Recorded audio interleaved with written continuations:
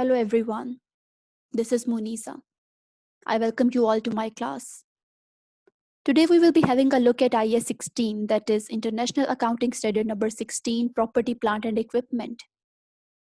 So let us start our discussion by having a look at the definition of Property, Plant and Equipment PPE provided to us by IAS 16. IAS 16 says that property, plant and equipment are tangible assets that are held by the entity for the use in production or supply of goods or services, for rental to others, and for administrative purposes, and are expected to be used for more than one accounting period. So basically, this definition provides us with the characteristics that should be present in the items in order to consider them as a part of property, plant, and equipment. The first thing which should be present in the property, plant, and equipment is that these should be tangible assets, which means that they should be having a physical substance. Physical existence must be present in property, plant, and equipment items. If they are not having physical substance, if they are intangible assets, then we cannot consider them as a part of PPE. Then property, plant, and equipments are held by the entity for the use in the production or supply of goods or services. Entity can use them in their production, or on the other hand, they can use them for the supply of goods or services merely. For example, delivery vans, etc. Then they can be available for rental to the others. And organization can use them for administrative purposes as well, for office use maybe. Computers can come under property, plant, and equipment.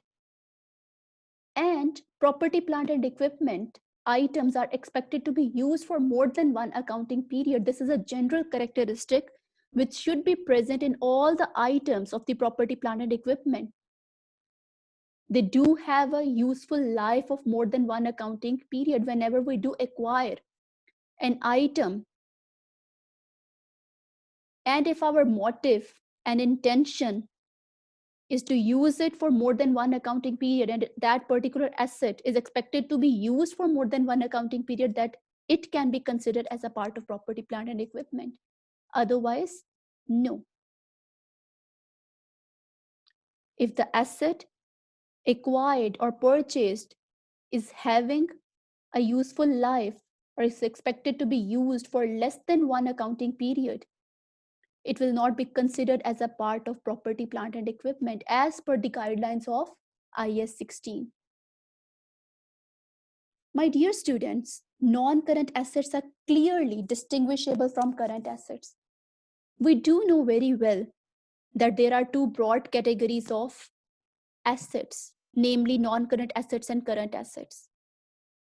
And they are distinguishable because of some of the basic characteristics. Let us have a look on those characteristics. Non-current assets are long-term in nature, which means that they will be expected to be used in an organization for more than one accounting period. On the other hand, current assets will be used in an organization for less than one accounting period. They are short-term in nature. The non-current assets are not normally acquired for resale. Whenever we do acquire or purchase a non-current asset, our motive and intention is not to resell it in order to generate income. But this is not the case with all of the current assets. For example, inventory. Inventory IAS 2 tells us that in order to consider any item as a part of inventory, this is a basic condition that that particular item should be brought in the business, should be purchased for the purpose of resale, which is completely in opposition to IAS 16, which says that non-current assets are not normally acquired for resale. So we will be using these items, these assets in the business directly or indirectly in order to generate income. But we will not be acquiring them or purchasing them for the purpose of resale. Then, my dear students, non-current assets can be intangible or tangible one. they can have physical existence, or on the other hand, they will not be having any kind of physical existence. Tangible non-current assets are being dealt under IAS 16 property, plant and equipment. And intangible assets, those assets which do not have any physical existence, are considered under IAS 38 intangible assets, which we will be discussing later. Then non-current assets are used to generate income directly or indirectly for the business. We will be using the non-current assets in our business either directly or indirectly. But current assets are mostly used directly in order to earn income. For example, if we do speak about cash or inventories, these current assets are directly used in the business to earn income. Then, last but not the least, non-current assets are not liquid assets.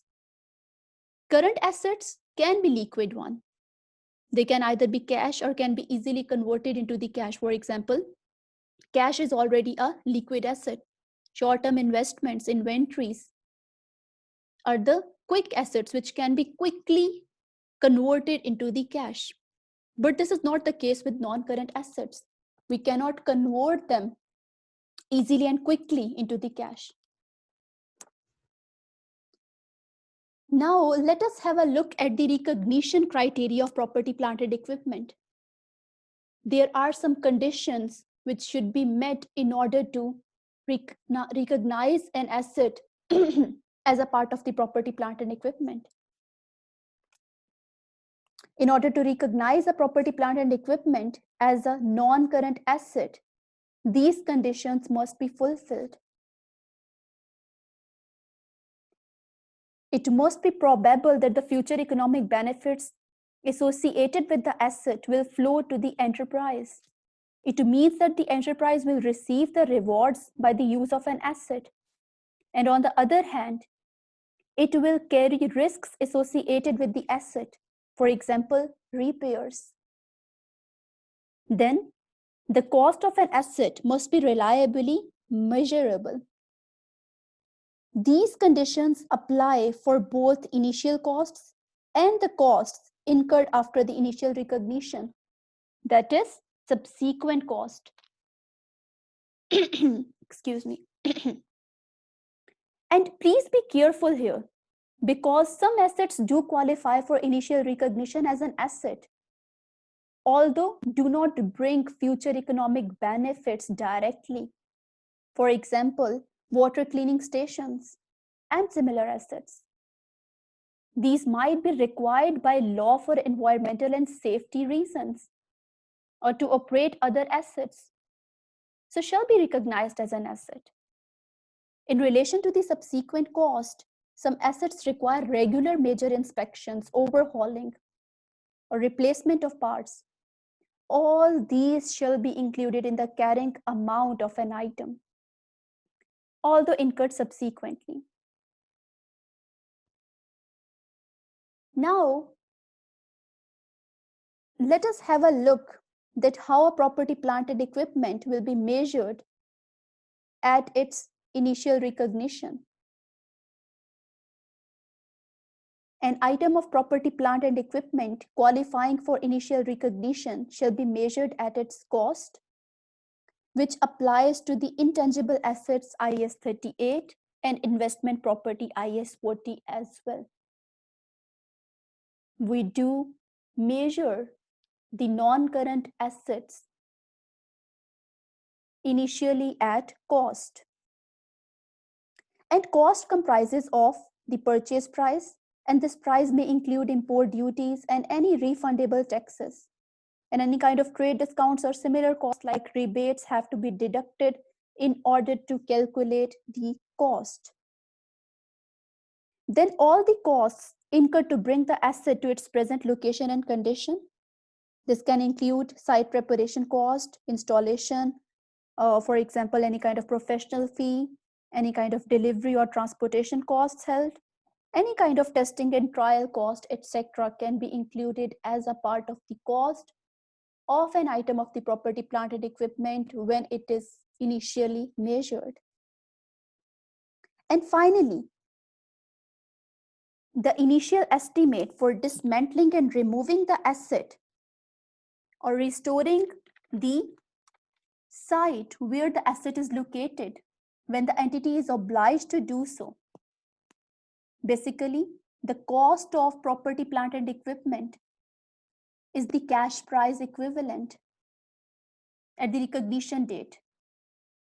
So if the payment for the asset is postponed or deferred to the later date, then what shall we have to do? Then this amount shall be discounted, and the difference between the present value of the future payments and the cash price equivalent is interest. Or on the other hand, if an item is acquired for an exchange of the other non-monetary asset, then it shall be initially measured at fair value. Now let us have a look at the subsequent measurement. That how the item of the property, plant, and equipment shall be treated after its initial recognition, that is in the subsequent periods. IAS 16 prescribes two basic models which can be used in the subsequent measurement of property, plant, and equipment. These models are cost model and revaluation model. Under cost model, an item of property, plant, and equipment shall be carried at its cost minus any accumulated depreciation, minus any impairment losses in line with IAS 36. The standard which deals with impairment is IAS 36. Excuse me. Then, under revaluation model, an item of property, plant, and equipment is carried at its revalued amount, which is fair value at the date of revaluation. And from this fair value, we have to deduct any subsequent accumulated depreciation and any kind of subsequent impairment losses. And standard tells us that the assets shall be revalued with sufficient regularity. Now, let us have a look at the accounting treatment of revaluation. My dear students, accounting treatment of revaluation depends on whether the carrying amount of an asset is decreased or increased. When the carrying amount is increased, then this increase shall be credited to the equity under the heading of revaluation surplus. And the journal entry for that is debit non-current asset account and credit revaluation surplus account. This revaluation surplus account will be shown in the statement of changes in equity and in statement of financial position under the head of equity, it will be shown. However, if the same asset was impaired before and the impairment loss was recognized to SOPL, then increase in carrying amount shall be credited to the income to the extent of reversal of such impairment. And the remaining amount will be credited to the revaluation surplus account. But first we have to make a reversal of the previous impairment. The impairment is recognized in the SOPL. First we have to reverse it, and then the remaining amount will be credited to the revaluation surplus account. Now the third condition, decrease in carrying amount shall be debited to the expenses in SOPL. Obviously, but logically, if the asset was previously revalued to the revaluation surplus, then what should we have to do? Then the decrease in the carrying amount shall be debited to the equity to the extent of reversing such amount of the revaluation surplus.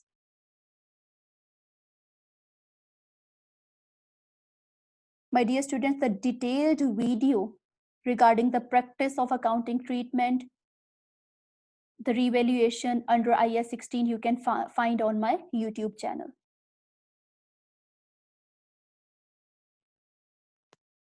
Now let us have a look at the depreciation. IAS 16 tells us that depreciation is the allocation of depreciable amount over assets' useful life on systematic basis. This definition consists of three main parameters. Number one, depreciable amount,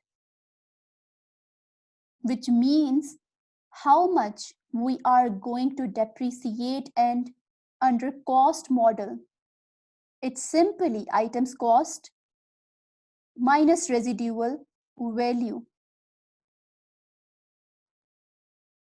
And what is residual value? It is any amount that can be obtained from the asset at the end of its useful life minus estimated cost of sale. Then, as per the definition of depreciation, the second important point is useful life of an asset. Useful life is how long we are going to depreciate, and it is a period for which the asset will be used by an entity, or the number of production units expected to be obtained from the asset by an entity. Then third important point highlighted by the definition is systematic basis. Systematic basis means that how or in what manner we are going to depreciate. And it's nothing else than selecting an appropriate depreciation method. For example, you might have heard before about the depreciation methods, straight line method or diminishing balance method or number of units. My dear students, the basic journal entry which we can pass for the depreciation is debit expenses and credit property, plant and equipment. Now let us discuss briefly the depreciation methods. Straight line method and reducing balance method are both of them are allowable by IAS 16 for depreciating the items under property, plant and equipment. Under straight line method, the depreciation charge can be found by dividing cost minus residual life to the useful life of an asset. And this depreciation charge will be recognized in our statement of profit or loss on annual basis. And this will remain the same up till the useful life of an asset. Then reducing balance method. Under reducing balance method, we can calculate the depreciation charge by multiplying the carrying amount of an asset with the percentage defined for depreciation. And carrying amount is original cost of the non-current asset minus accumulated depreciation of the asset to date. This carrying amount we can easily find on the face of the statement of financial position.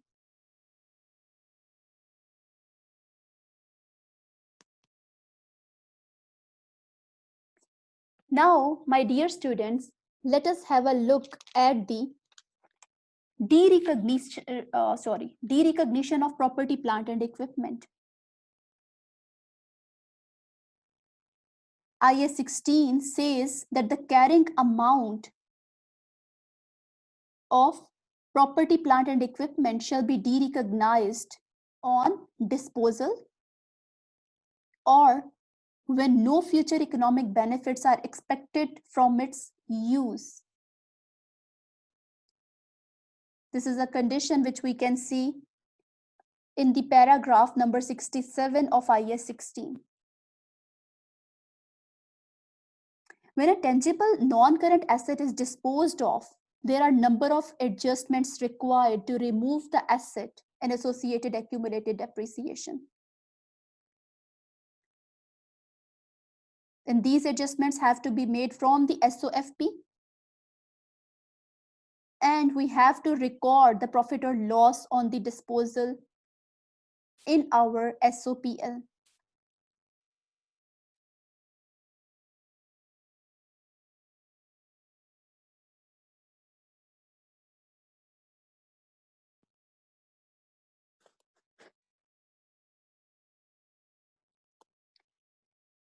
If, for example, the proceeds which we are having by selling a non-current asset, property, plant, and equipment, the proceeds are more than the carrying amount of an asset at the disposal date, then it's a profit on disposal, which have to be recognized in our SOPL. Then, if the proceeds which we are having by selling a non-current asset are less than the carrying amount at the disposal date, then a loss is incurred. This loss also have to be recognized in our SOPL. And if the proceeds are equal to the carrying amount at disposal date, then it's neither a profit nor a loss.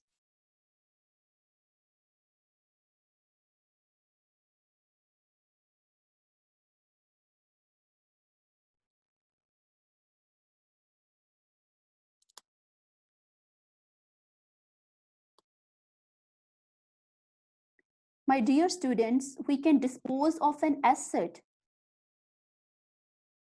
either by having a cash consideration or as a part exchange agreement.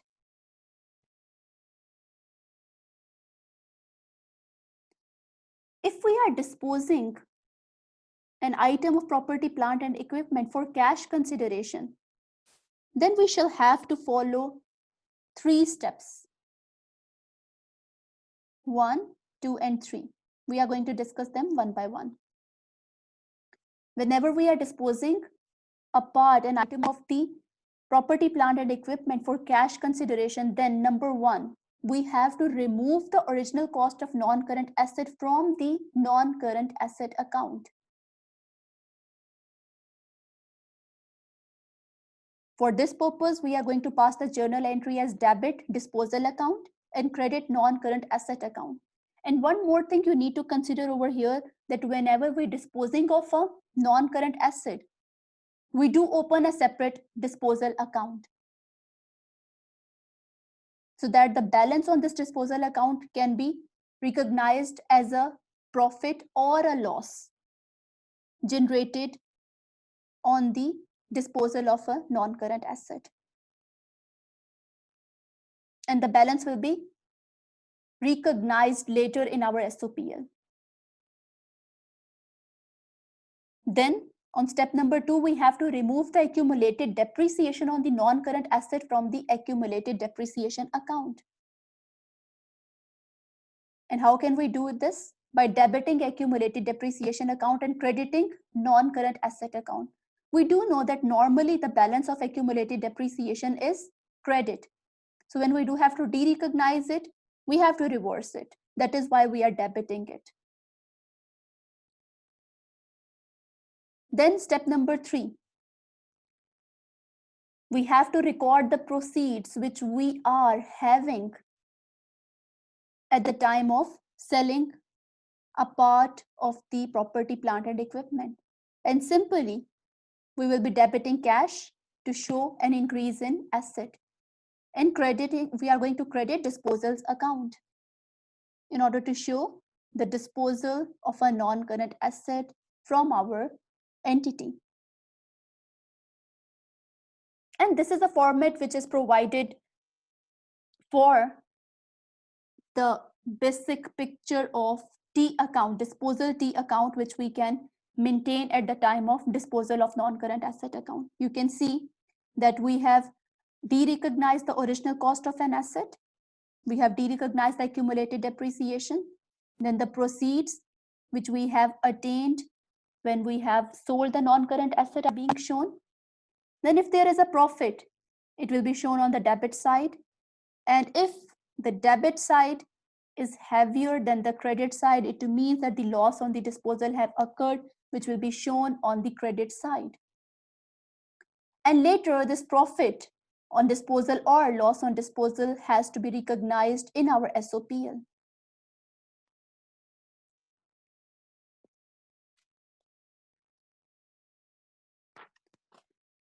Now, let us discuss if the disposal is through a part exchange agreement. If we are disposing a non-current asset by placing a condition of part exchange agreement, which arises where an old asset is provided in part payment for a new one, and the balance of the new asset being paid in the cash, then in that case, the first two steps will remain identical, which we do follow for the disposal through cash consideration. We do have to de-recognize the cost of a non-current asset from our books of accounts. Then we do have to de-recognize the related accumulated depreciation from our books of accounts. But step number 3 and step number 4 will be changed in the case of disposal through a part exchange agreement.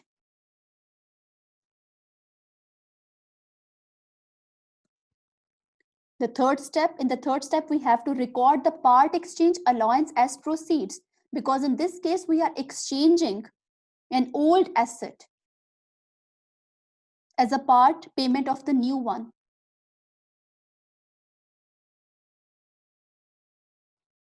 So in that case, debit will be non-current asset cost account, and that is the part of cost of the new asset. And credit would be disposal account. That is the sale proceed of the new asset. And in the last step, but we have to do, obviously, we have to record the cash paid for the new asset. This is going to be the balancing figure, which we are paying over and above the part exchange. Debit would be non-current asset account. Asset is coming in the organization, asset is increasing, so it has to be debited. And cash account will be credited.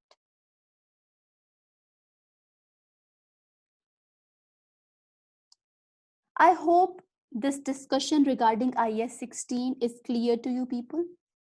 And if you do have any questions regarding IAS 16, you are most welcome to ask. And if you do want some practice material regarding IAS 16 or on any of the other standards, you can visit my YouTube channel. If you do want to ask any questions, you can simply put your questions in the comment box. So my dear students, this is the successful completion of IAS 16. Thank you so much for listening.